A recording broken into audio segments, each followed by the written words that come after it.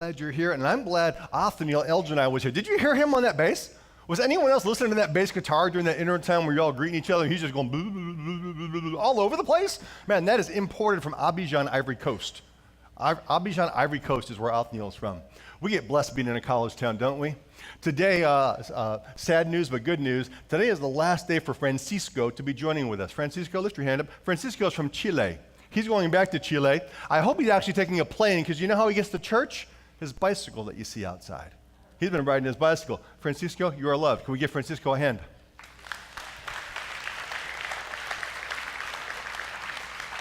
A couple other things I'm excited about. Growth Track. The first step for Growth Track happens today. They'll be talking about water baptism as well about finding God. And if you're brand new to your faith or brand new to Flag Church, we don't want to see you just attend.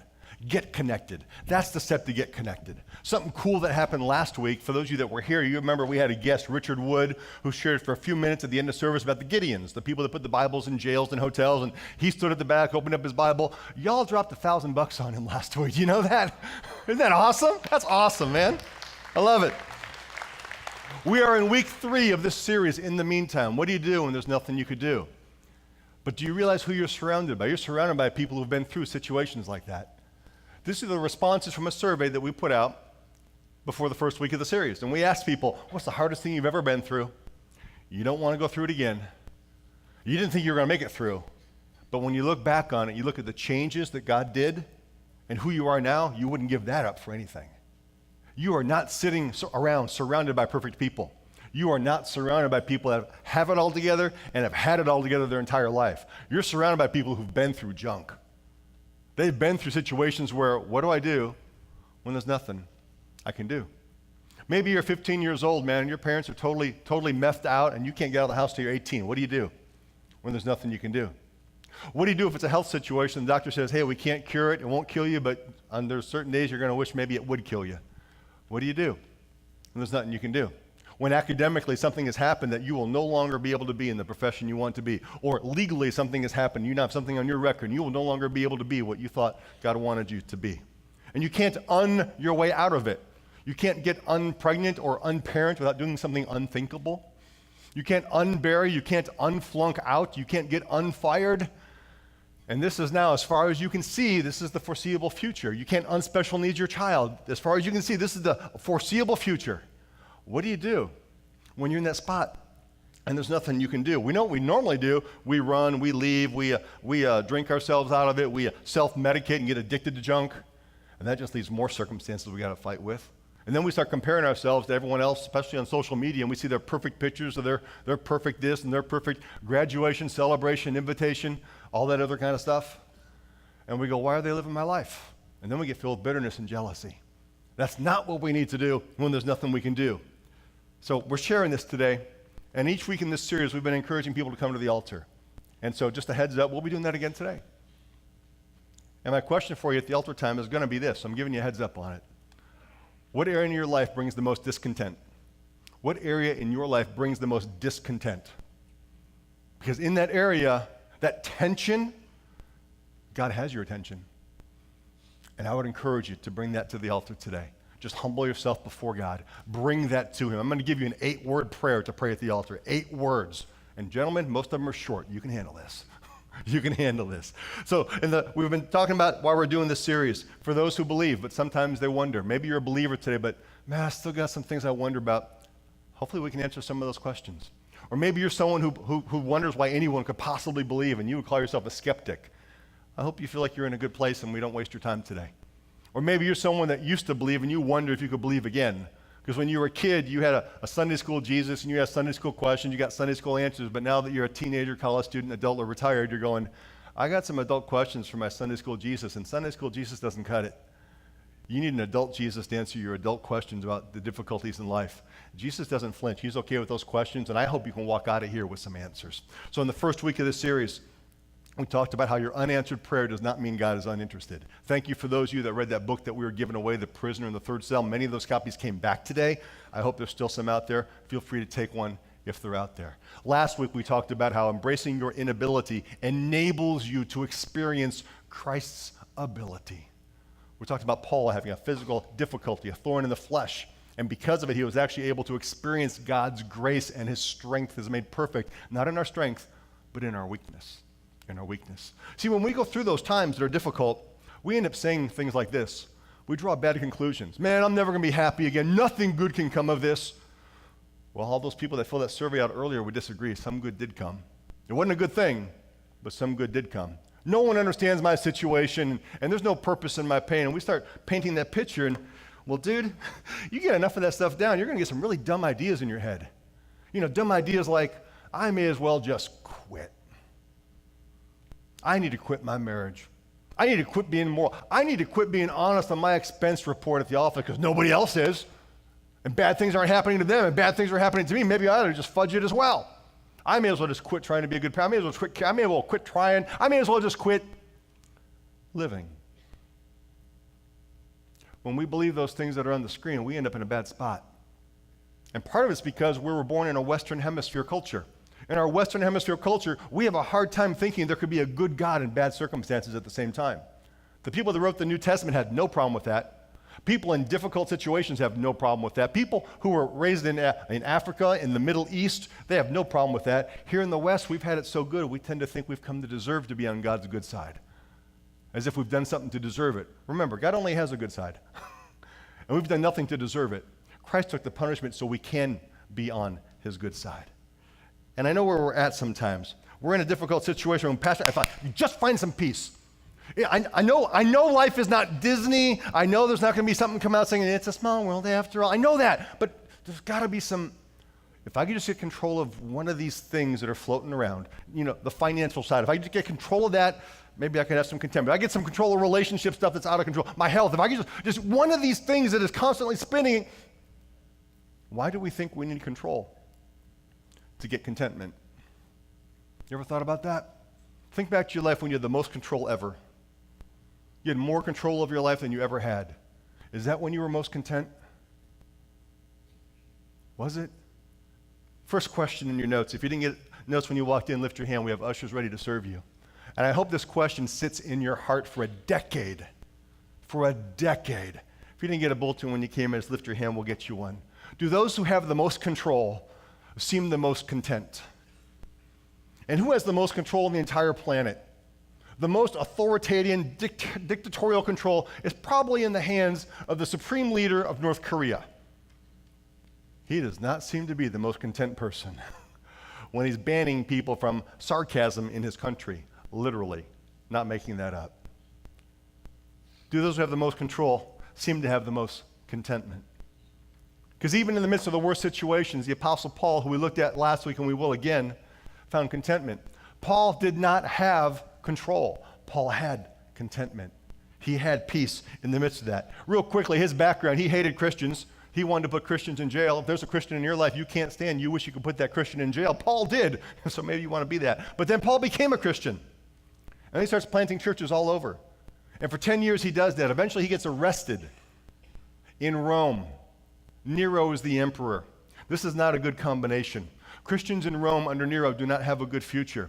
Nero is known to have lit Christians on fire so he could see his garden lit up. So here's Nero in Rome, and here's Paul.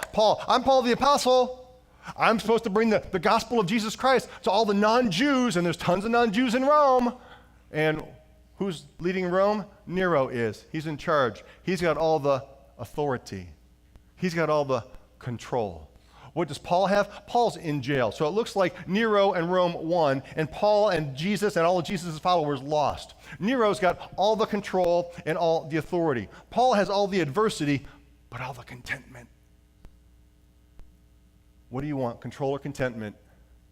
Because you probably won't get both ever. Ever. Which do you really want?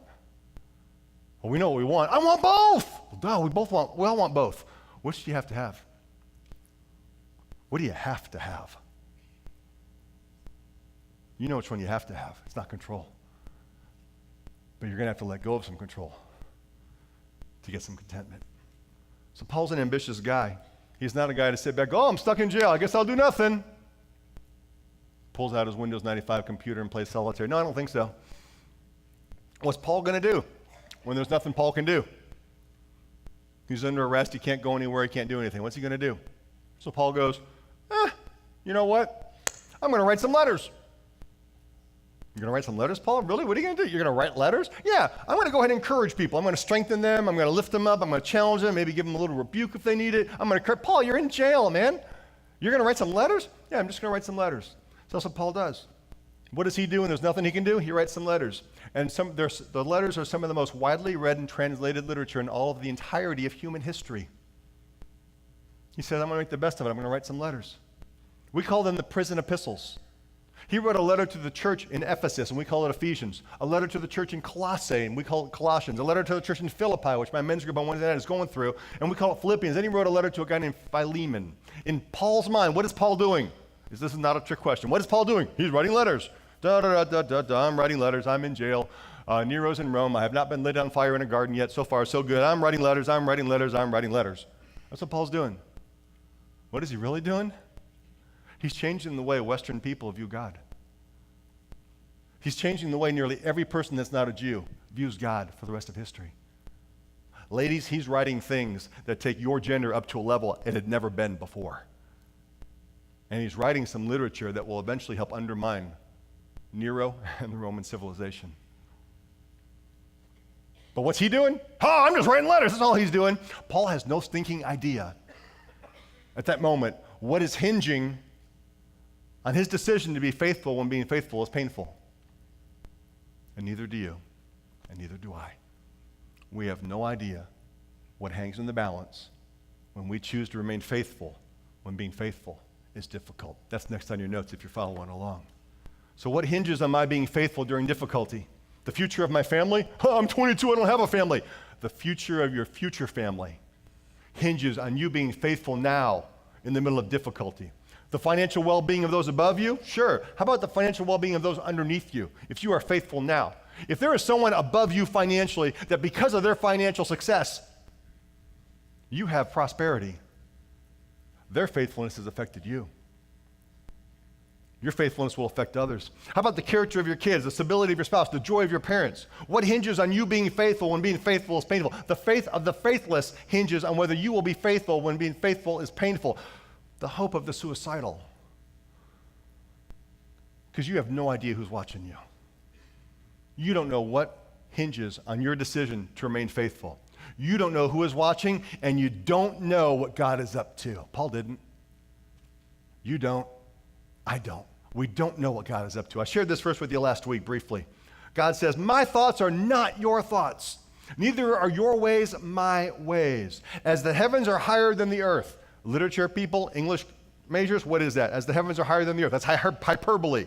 As big as the difference can be, so are my ways higher than your ways and your thoughts higher than my thoughts. When someone tells you, I know what God is up to, don't slap them even though you want to. Don't slap them. Don't look down on them, and don't quote me. Just go, really? Tell me more. Put your best Willy Wonka face on, okay? Tell me more. What is God up to? Tell me. We don't know. And when everything around you is telling you, be faithless, when every circumstance in your life is saying, be faithful is a waste of time, stop being ethical. Stop being truthful. Why are you being moral anymore? They lied to you. Why are you being faithful? Your spouse cheated on you. Why are you trying? Why are you caring? That's the worst time to abandon ship. God's still at work. He is still at work, and the worst thing we can do is to ditch him at that time. Remain faithful. Okay, Pastor, I'll remain faithful. How do I do that? We've got to find contentment. Okay, Pastor, sounds good. How do I do that? Let's talk about what it is first. There's probably about 5 million definitions of contentment. Here's one to work with today. Contentment. When I am under adversity, I am not overwhelmed.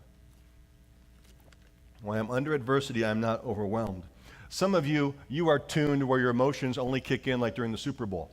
Some of you are tuned in, your emotions kick in whenever your alarm clock goes off and when the alarm clock goes on, and your emotions are constantly in tune. We are wired differently. So overwhelmed may look differently to different people.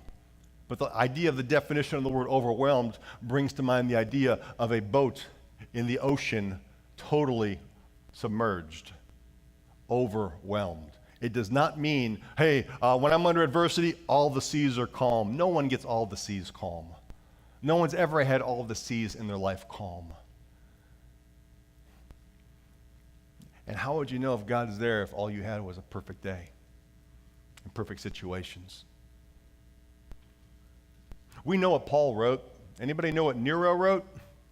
Nope. No one knows a thing that Nero wrote. But we know what Paul wrote. Nero had all the authority and all the control. Paul had all the adversity, but all the contentment. All the contentment. Some of the most important scriptures ever written for people that are going through a difficult time, Paul wrote when he was under adversity. They're also some of the most misused and misapplied scriptures. So let's take a look at them. We're in Philippians chapter 4. Paul's writing the whole letter because he got a care package from the church in Philippi. Paul's in jail. They don't get 3 square meals a day in the Roman jail. Paul writes in verse 10, chapter 4, I rejoice greatly in the Lord that at last, meaning it's been a while, you've renewed your concern for me. Thanks for the goodies that you sent. You have been concerned, but you had no opportunity to show it. Remember, this is a letter. Paul's not writing thinking that we're going to read this in 2017. He's writing a letter to people. But then he takes off and he uses what he just said as a launching point to talk about contentment. Because he realizes as he's writing this probably, oh crud, they probably think I'm whining because I'm in need and they should have done this earlier. And he says, I'm not saying this because I'm in need. For I have learned to be content. Ouch, doesn't that stink? Wouldn't it be better if it was a gift? Wouldn't it be better if it was a class you could take?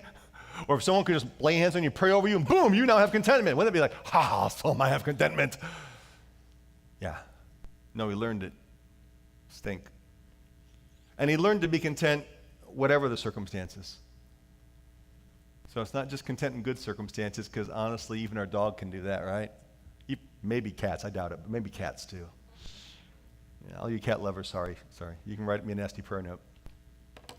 Paul's basically saying, don't get me wrong, I'm not saying I'm happy because I'm in need, but I've learned to be content. I can be internally at peace even though externally I'm in chaos. I can be internally at peace even though externally I'm in chaos. I'm not stressing, striving, yearning, I'm not running, I'm not quitting, I'm not going out and getting addicted to anything, and I'm not making stupid decisions right now. So apparently, next in your notes, even when there's nothing I can do, there's something I can be. I can be content, even if there's nothing I can do. What do we call someone that doesn't have contentment? There's a word for it. It's called a malcontent. It's a horrible word. Never happy, never satisfied, never content. None of us want to be that. And Paul's not an apathetic person who's in jail. Oh, guess there's nothing I can do. Oh, well. No, Paul's an extreme person. Everything he did was pretty extreme. But he continues to write in verse 12, and he says this, I know what it is to be in need, and I know what it is to have plenty.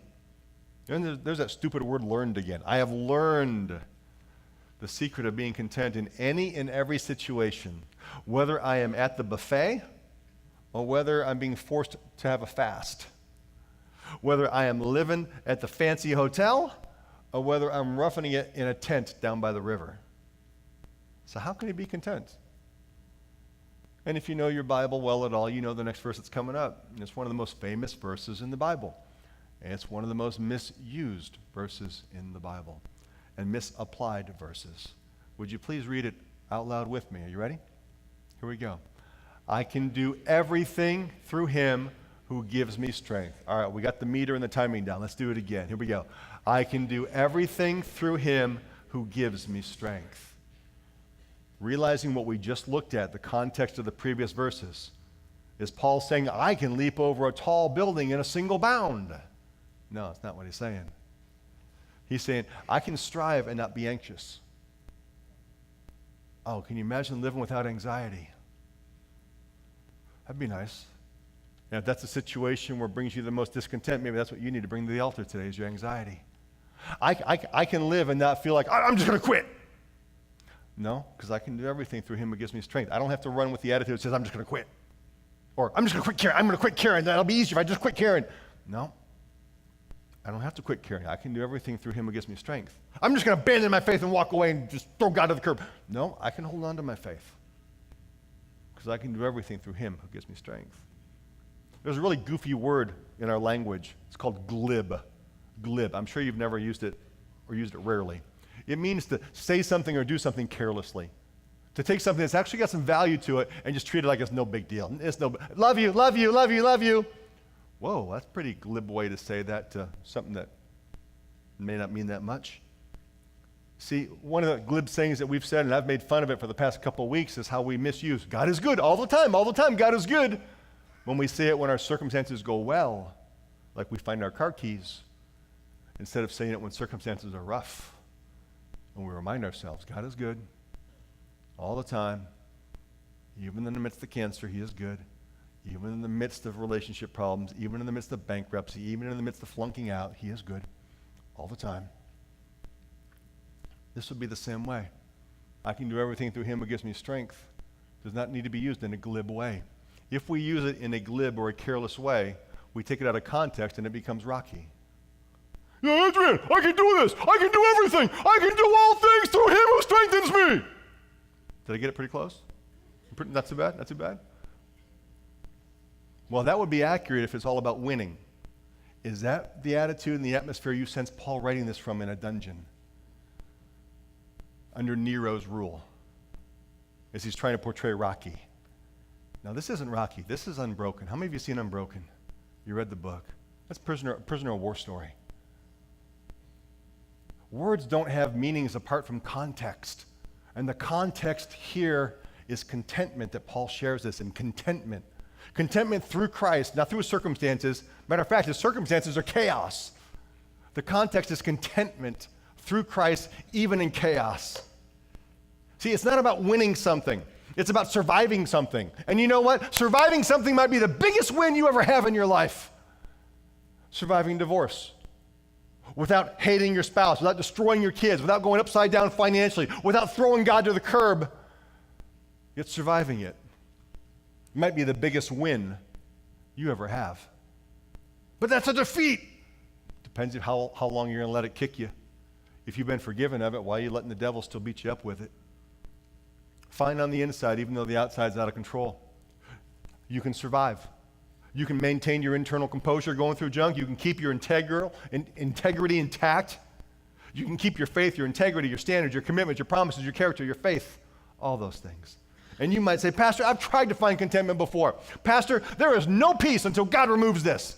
And I'm here to gently tell you, he can use it until he removes it. And he will use it till he removes it, because he won't waste any pain. So I told you I was going to give you a prayer to bring to the altar. It's more like a prayer of confession. And don't think confession only means you've got to say what you did wrong. That's only one idea of the word confession. The other idea of confession is to state what you believe. I confess that I believe Jesus is the Christ, the Son of God. We make a confession. And it's simply this. I can't. You can. You can through me. And that's my simple challenge to you, is to bring whatever that is that's really causing discontentment in your life to the altar. To unlock your seatbelt on your chair. Please notice there really is no seatbelt on your chair. Someone's going, I don't have one. Do you have one? No. And bring this 8-word prayer of confession. I can't, God. You can, though. And you can do it through me. Because he's not going to do it like a magician, say, oh, what do you want? Okay, boom, done. No, he's going to do it through you. How did Paul get contentment? Magic. No, he learned it. So if you're single and you're tired of being single and you tried being unsingle and you crossed some lines you never should have crossed and now you're single again and you're going, I can't, or let's put this in today's vernacular, I can't even. I can't even. If you can't even, he can. And he can through you. If you just found out you're pregnant and you're going, I can't, go ahead. Start your prayer like that. Just don't end it like that. And don't start your prayer there.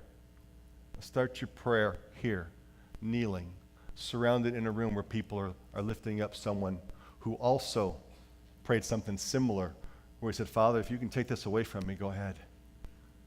If you can take this away from me, please do. But if not, you can. And you can through me. Congregation, would you stand with me?